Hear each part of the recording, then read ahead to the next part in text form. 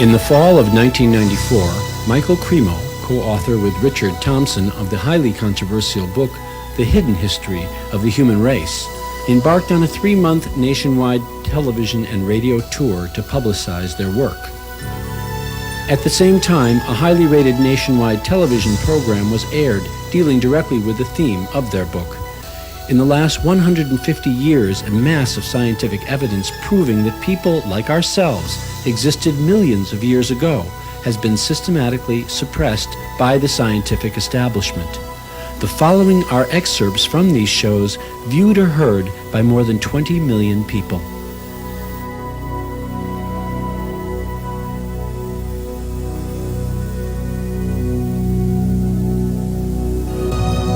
Why would thousands of artifacts be ignored by mainstream archaeology? They show the unthinkable. Images of man battling with dinosaurs. Reptilian creatures interacting with men and women. Ancient inscriptions on stones depicting complex surgical procedures. And carved metallic spheres found in rock strata 2.8 billion years old. This evidence points to one conclusion, that the history of life on this planet may be radically different than what is accepted today. In this program, The Forbidden History of Man, we will examine documented evidence which suggests that our theory of evolution needs to be completely revised. Much of this evidence has been known for hundreds of years, but it's been ignored because it directly contradicts theories which are universally accepted. We will hear reports from a new breed of scientists who have been labeled heretics for daring to challenge fundamental scientific theories. In their controversial book, Forbidden Archaeology, Michael Cremo and Dr. Richard Thompson have revealed a major scientific cover-up. Since the beginning of archaeology, researchers have found bones and artifacts showing humans like us existed hundreds of millions of years ago. But according to Thompson, these discoveries have been suppressed, and we have come to accept a picture of prehistory that is largely incorrect. Thompson and Cremo have documented hundreds of cases which tell a gripping story of a scientific world shrouded in conspiracy and deception.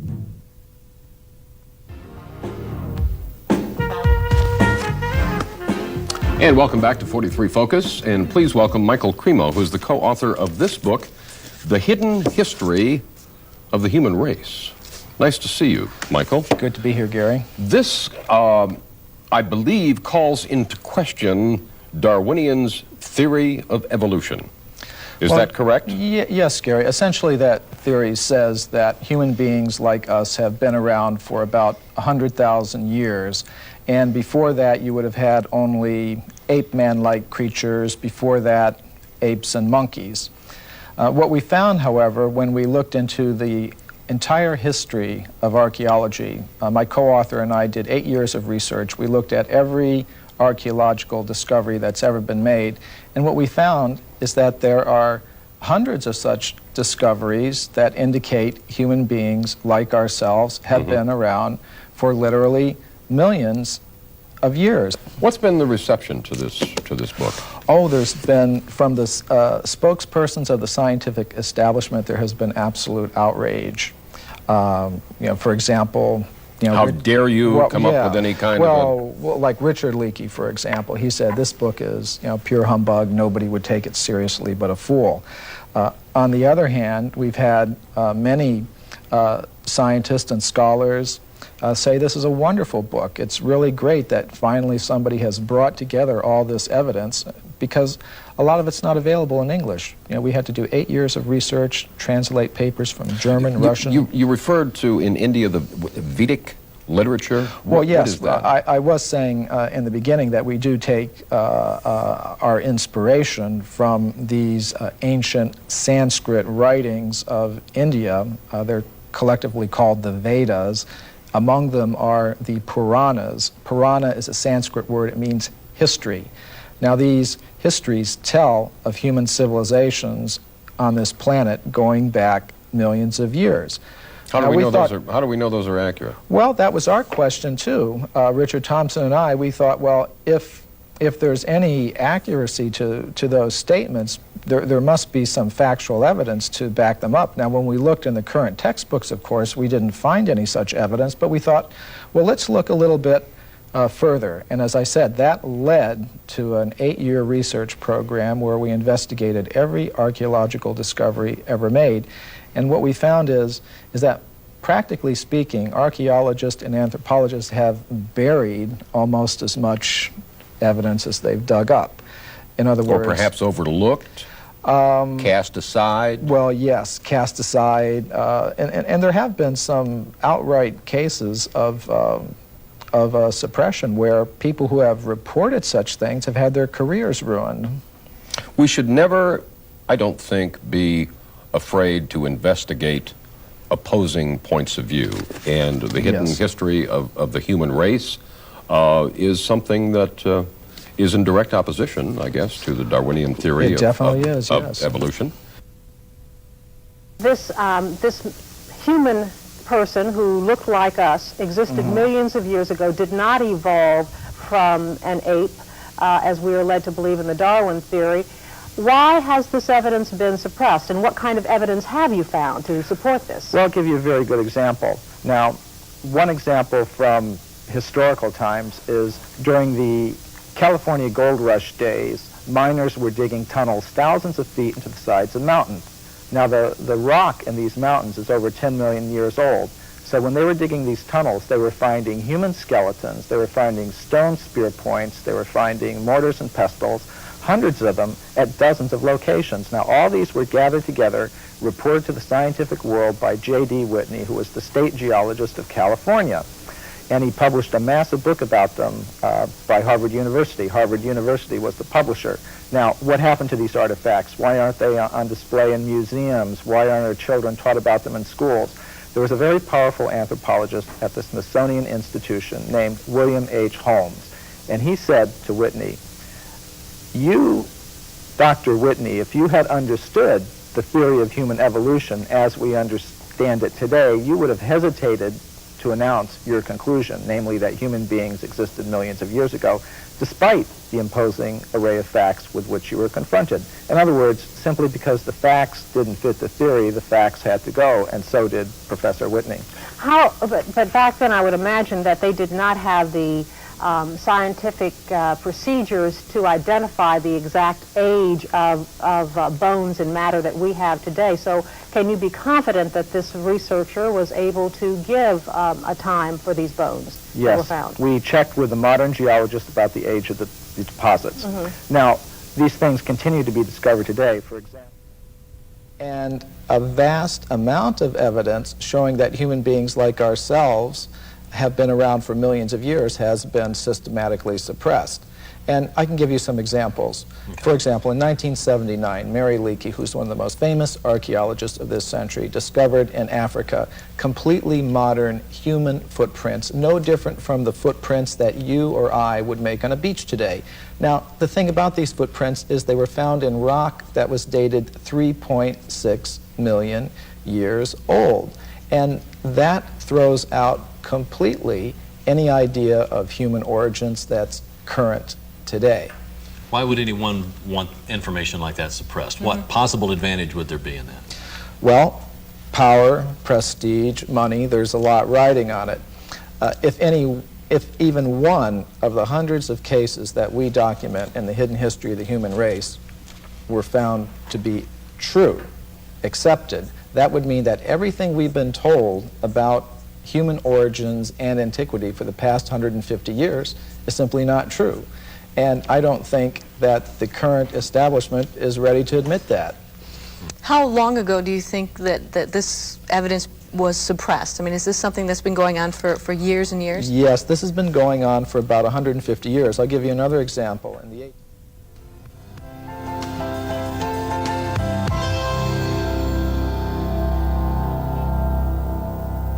Following what it is that you have uncovered from other people's findings in this type of thing, do you believe that man existed with the dinosaur, for example, to give people a general idea of how to pinpoint? Right, that's a very good question, Michelle.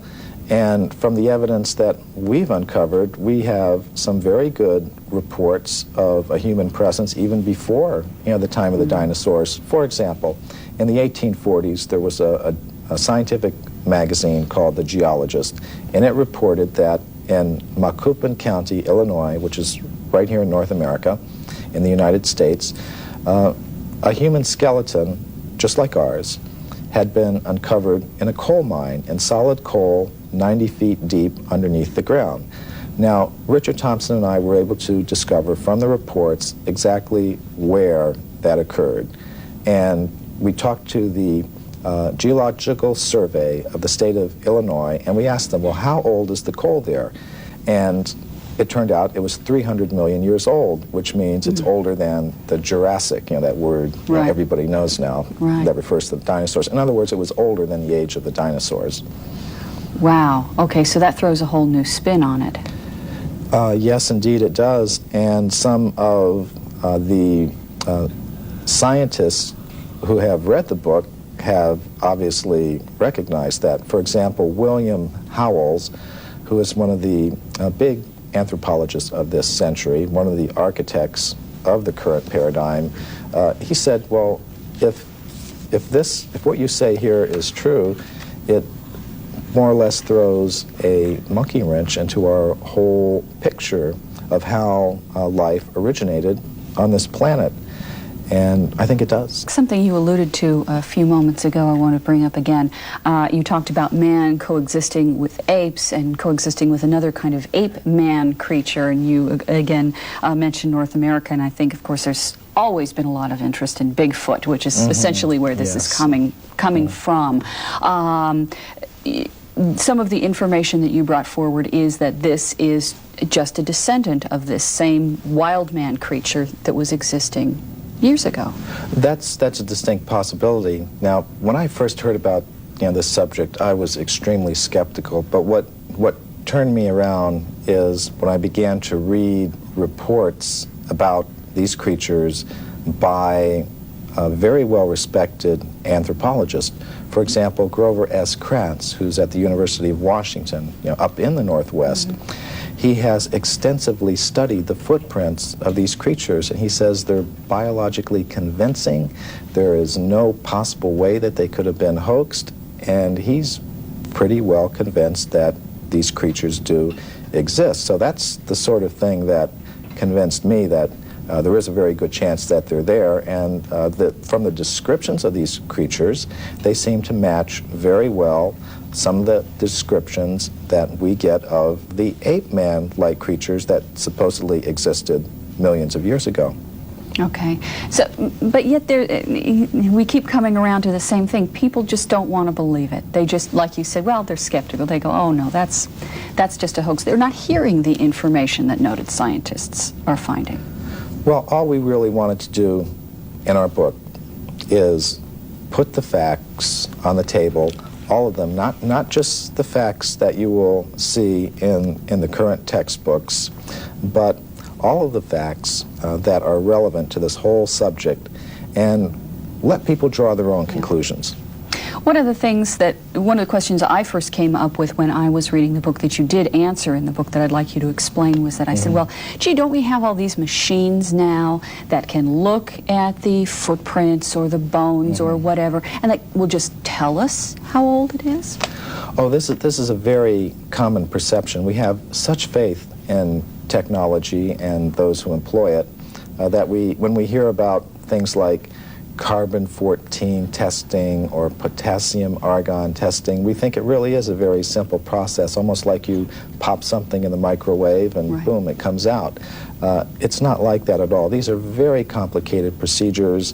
What I found in practice is that scientists may run several tests on the same piece of bone. Some of the ages will be very great, some very small, and they will tend to pick the date to publish in their scientific literature that most fits the idea that they start out with about how old the fossil should be.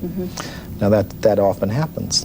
What do scientists and researchers have to gain by distorting their findings? I mean, you would think that if they truly think that they found evidence of man pre-existing the dates that we take for granted right now, that they would want to be published, that they would want people to hear about this, that they would get their name up in lights, as it were, as making this remarkable discovery. Why is this so suppressed? Well, there are tremendous pressures for conformity within the scientific community. For example, for every academic post that opens up, every professorship that opens up in an American university, there are generally hundreds of applicants. Mm-hmm. And it does not help your reputation if you go reporting things that should not be reported. It could be very bad for one's reputation. And in our book, we document several cases of that. For example, Virginia Steen McIntyre. She's a geologist who I personally know. She lives in Colorado now. She went to Mexico in the 1970s, and she was a geologist with the U.S. Geological Survey. She dated a site there where some human artifacts had been found at 300,000 years. Mm-hmm. All her test results showed that that was the age of that site. But because that went against the dominant idea that human beings have only been in North America for 30,000 years, she said she was not able to get the report published. She was labeled a publicity seeker mm-hmm. and a maverick in her community of scholars, and she said she eventually lost a professorship that she held at an American university because of this, and hasn't been able to work as a geologist since. Now, this is not the normal picture that we have of how science works, but unfortunately, these are the sorts of things that can happen, and these are the sorts of pressures that can be applied in order to keep a certain view intact. Mm-hmm. So what do people need to do now? They apparently, we need the public to open their minds up a little bit more to alternative ideas to what we've been taught. Well, I think one thing we need to do is develop a little bit more of a healthy skepticism towards pronouncements from spokespersons from the scientific community. Just as we've learned not to accept without question every pronouncement that may come from the press secretary of a politician mm-hmm. or the public relations office of a corporation. We may want to dig a little further, keep an open mind, have some healthy skepticism, and I think perhaps we've placed spokespersons from the scientific community on a little bit of a pedestal, and we may need to give them the same sort of treatment that we would give to spokespersons from other groups in society. The Bible answers the riddle of our origin in 4 simple words: and God created man. Darwin looked at monkeys and saw Michelangelo. But for modern anthropologists who try to put a name and a date to the dawn of humankind, the answer is constantly changing. Fossils discovered recently in Ethiopia put our earliest ancestors at around 4.4 million years, but some scientists believe that there is evidence that we are much older than that. On an archaeological dig in Hueyatlico, Mexico, Dr. Virginia Steen McIntyre discovered tools that predated the earliest known humans. Her find created a storm of controversy. Don't really want to be in the center of a controversy. I never asked to be in the center of a controversy, but I'm here, and doggone it, I want to get the information out. I want to get at the truth. I guess that's what it is. Why does Dr. Steen McIntyre feel the need to protect her artifacts from her more mainstream colleagues? Why are contradictory findings being met with contempt instead of excitement? Some researchers charge it's because these new findings would turn modern anthropology on its head.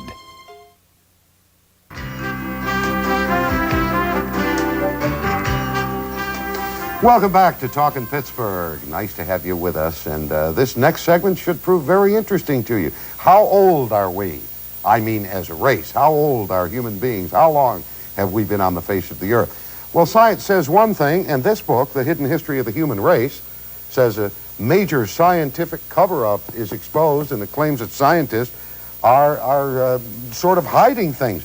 Michael Cremo is an author and researcher specializing in the history and philosophy of science, and he, along with Richard Thompson, incidentally, Richard Thompson got his PhD in mathematics from Cornell University. Michael Cremo, what is your background? More in journalism? I'm an investigative writer. Investigative writer. In other Right. words, you did most of the writing of the book? Most of the writing and investigating. I have to give you credit for this. Here's one testimonial that says, Hidden History is a detective novel as much as a scholarly tour de force. The murderer is not the butler, neither is the victim, a rich old man with many heirs. The victim is man himself, and the role of the assassin is played by numerous scientists. That's in talking about this book. And down here, this is where I give you credit. You put in here, here's another testimonial. Your book is pure humbug and does not deserve to be taken seriously by anyone but a fool. That's an anthropologist who represents the scientific establishment's viewpoint. Where do you differ with the scientific establishment in this book? Well, you're right. This book is causing shockwaves in the scientific community, and where we differ is, let's just put the facts on the table and look at them and see how they've been dealt with. Now, I can give you another example. Yeah, there is one thing, though. Yeah. Your scientific delvings, if you will, Right. have to be tempered, as everyone's is, by their own feelings. Yes. Now, you are a member of the Hare Krishna Society, Yes, yeah. the International Society for Christian Consciousness, as is your co-author. That's true. Okay, you could have an ulterior, even if you were trying not to. Right. Now, Hare Krishna believes in old souls, right? I mean, Right. that we have been here for forever. Yes. Now, yes, I am a member of the Bhaktivedanta Institute, which is Right. the science studies branch of the International Society for Krishna Consciousness. And we do take some inspiration from the Vedic literatures of India, which do contain accounts of human civilizations being present Right. on this planet millions of years ago. But my point would be, if archaeology is actually a science, then it shouldn't matter, what your motive is. It's like bowling. If you bowl a strike, who cares if you're doing it for this reason or another? I mean, facts are facts. Now, the facts that we've uncovered... we know statistics Right. can be distorted for whichever Oh. way someone wants them to be distorted. We know that. Right. You and I could take the same statistic and change it around and make it look different. So let's look at them. And on the other hand, other people, and I think we've documented this in the book, that there is a commitment to this idea that we have a recent origin on this planet that is itself biasing the presentation of Let the me tell facts. folks, if they want to learn more about what you've written about, The Hidden History of the Human Race is the book. And this is Michael Cremo. I thank you so much for being with us. We have run out of time. Pleasure to have been here, Ron. Very nice to have you with us. Check it out if you're interested in the history of man and find out if you're 1 million years old, 2 million years old, or just 100,000. Have a wonderful day, a wonderful weekend. Stay tuned now for Dela Cruz. She'll be along in just a few moments. I'd like to move along here in some of the additional myths that you have listed here, Michael Cremo. You have talked in terms of the fact that scientists don't cheat. That's a myth. You say there's actual cheating going on. Oh, that's very well documented. For example, the Piltdown case is a very famous case that documents that. Now, what that has to do with is early in this century, there was a purported discovery of an ape man in England based on a skull and a jawbone. And this Piltdown ape man, was in the science textbooks for about 40 years. And then suddenly it was revealed that the British Museum had tested these fossils and determined that it was a very elaborate hoax.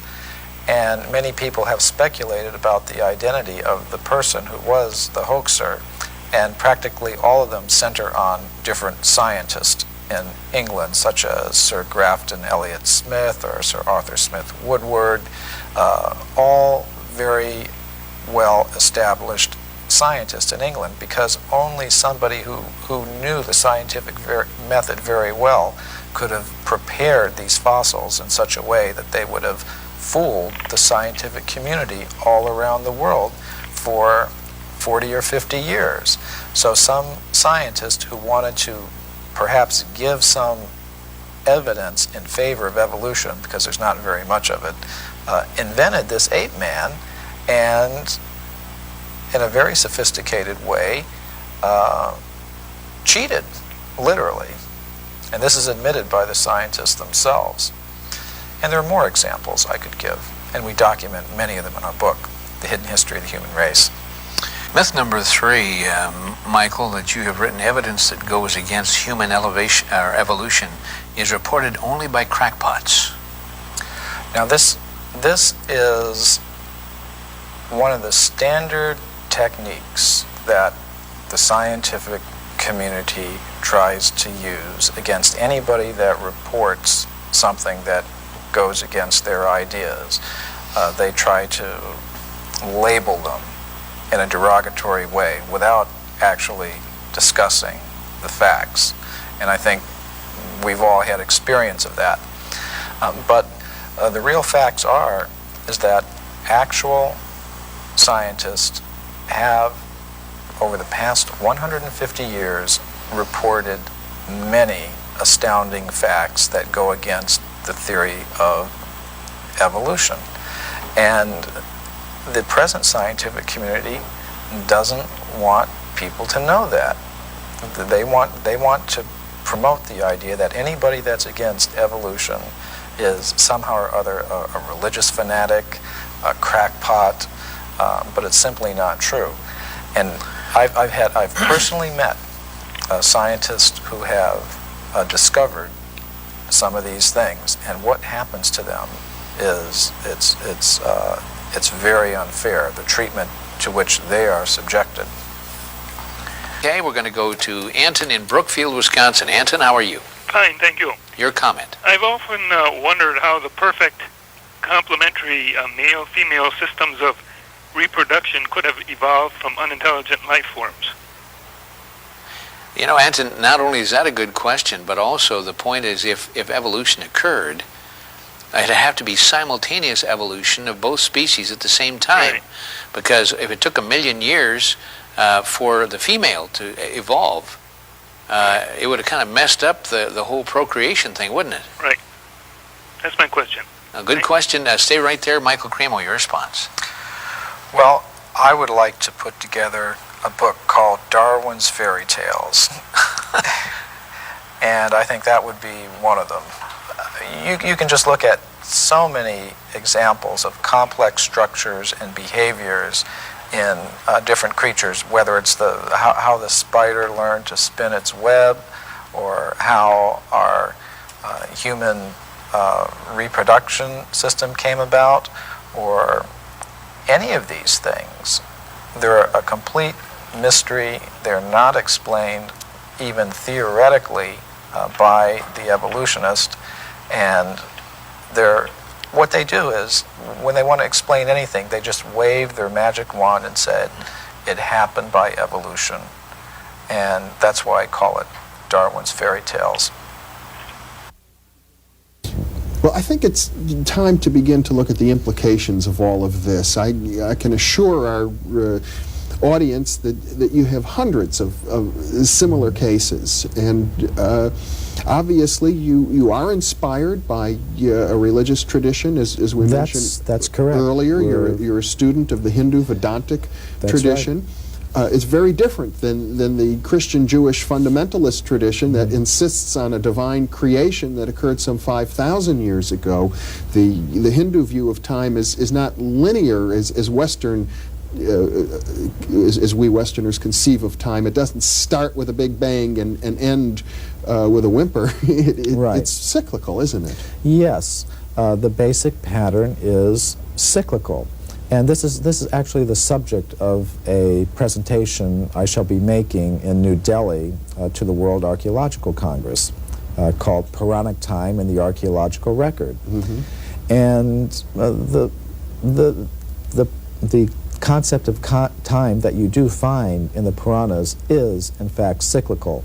Now, what might one predict from that? Say if you have civilizations coming and going over vast periods of time, perhaps you might have humans and other ape-man-like creatures coexisting. I will mention that the Puranas do talk about intelligent races of ape-like creatures that use stone tools. This is not an idea that came in with Darwin. It's been there for thousands of years. Now, what might one predict from that? If you were to predict what archaeologists might find, you would say, well, they would tend to find a very bewildering mixture of anatomically modern human fossils, ape-man-like fossils, crude stone tools, articles indicative of a higher level of culture, all sort of mixed up and going back, hundreds of millions of years. I think you might also predict that given the biases of investigators towards a linear progressive idea of time, with things beginning in a very simple state and progressing in a linear fashion to a more advanced state, that they might edit that record to conform to their linear progressive biases. And indeed, both predictions we found in our investigations do come true. You actually do have that very bewildering mixture of advanced artifacts and bones mixed up with more primitive ones going back hundreds of millions of years. And you also do find a very systematic editing of this record to conform to a linear, progressive, you might call it evolutionary view of things, which is quite amazing. Of course, if we have this sort of cyclical picture, circular picture of things, much of conventional science will need to be readjusted, and naturally, I suppose it's only fair to say that Vedantic thought has many other ideas about the nature of time and space, the nature of spiritual dimensions. I believe that your view of things would be that rather than say that humanity evolved from simple celled creatures, that in some sense we rather descended from spiritual planes. Yes, and this is a matter that... Ron in Waukesha, Wisconsin. Ron, how are you? Yes, good evening. I'm just going to make a question here and then hang up and listen. Obviously, your two guests do not believe that we evolved from lower primates. And interestingly enough, one of them comes from a Judeo-Christian background and one not. Right. Now, my question is, if we did not, then where do you two people feel we did come from? And I'd like some hard evidence of a Garden of Eden. Thank you. Okay.